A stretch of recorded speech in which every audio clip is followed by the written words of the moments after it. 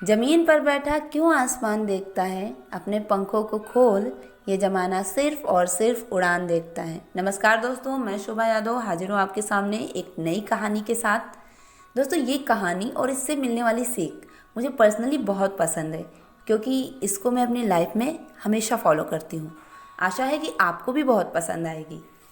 दोस्तों, आज की जो कहानी है उसका शीर्षक है बूढ़े गिद्ध की सलाह। एक बार गिद्धों का झुंड उड़ता उड़ता एक टापू पर जा पहुंचा। वह टापू समुद्र के बीचों बीच स्थित था। वहां ढेर सारी मछलियां, मेढक और समुद्री जीव थे। इस प्रकार गिद्धों को वहां खाने पीने की कोई कमी नहीं थी। सबसे अच्छी बात यह थी कि वहां गिद्धों का शिकार करने वाला कोई जंगली जानवर नहीं था। गिद्ध वहां बहुत खुश थे। इतना आराम का जीवन उन्होंने पहले कभी नहीं देखा था। उस झुंड में अधिकांश गिद्ध जो थे वो युवा थे। वे सोचने लगे कि अब जीवन भर इसी टापू पर रहना है, यहाँ से कहीं नहीं जाना, क्योंकि इतना आरामदायक जीवन कहीं नहीं मिलेगा। लेकिन उन सब के बीच में एक बूढ़ा गिद्ध भी था। वह जब युवा गिद्धों को देखता तो चिंता में पड़ जाता। वह सोचता कि यहाँ के आरामदायक जीवन का इन युवा गिद्धों पर क्या असर पड़ेगा। क्या ये वास्तविक जीवन का अर्थ समझ पाएंगे? यहाँ इनके सामने किसी प्रकार की चुनौती नहीं है। ऐसे में जब कभी मुसीबत इनके सामने आ गई तो ये कैसे उसका मुकाबला करेंगे?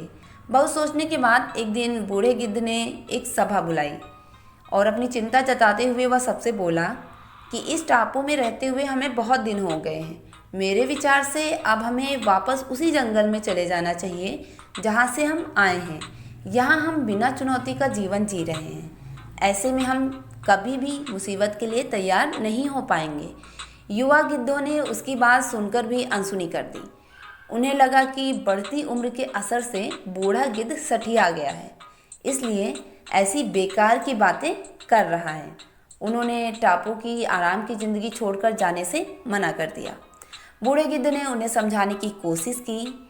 तुम सब ध्यान नहीं दे रहे हो। आराम के आदी हो जाने के कारण तुम लोग उड़ना भूल सकते हो। ऐसे में मुसीबत आई तो क्या करोगे? मेरी बात मानो, मेरे साथ चलो। लेकिन किसी ने बूढ़े गिद्ध की बात नहीं मानी। बूढ़ा गिद्ध अकेले ही वहाँ से चला गया। कुछ महीने बीत गए। एक दिन बूढ़े गिद्ध ने टापू पर गए गिद्धों की खोज खबर लेने की सोची और उड़ता उड़ता उस टापू पर पहुँचा। टापू पर जाकर उसने देखा कि वहाँ का नज़ारा तो बदला हुआ है। जहाँ देखो वहाँ गिद्धों की लाशें पड़ी थी। कई गिद्ध लहूलुहान और घायल पड़े हुए थे। हैरान बूढ़े गिद्ध ने एक घायल गिद्ध से पूछा, ये क्या हो गया? तुम लोगों की ये हालत कैसे हुई? घायल गिद्ध ने बताया, आपके जाने के बाद हम इस टापू पर बड़े मज़े की ज़िंदगी जी रहे थे। लेकिन एक दिन एक जहाज़ आया और उस जहाज़ ने यहाँ पर बहुत सारे चीते छोड़ दिए।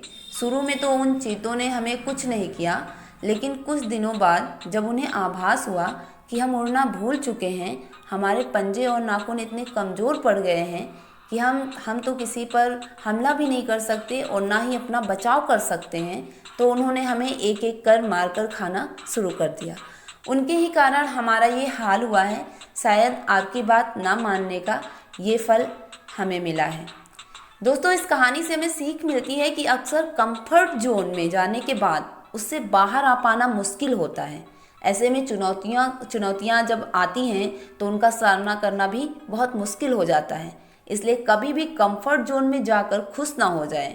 खुद को हमेशा चुनौती देते रहें, कंपटीशन देते रहें और मुसीबत के लिए तैयार रहें। जब तब आप चुनौती का सामना करते रहेंगे, आगे बढ़ते रहेंगे। जब आप चुनौती का सामना करना बंद कर देंगे, आपकी ग्रोथ वहीं पे रुक जाएगी। दोस्तों, आई होप आपको ये कहानी पसंद आई होगी। अगर ऐसा है तो आप चैनल को सब्सक्राइब जरूर करें। मिलते हैं नई कहानी के साथ, नई सीख के साथ। तब तक के लिए नमस्कार, सलाम, राधे राधे।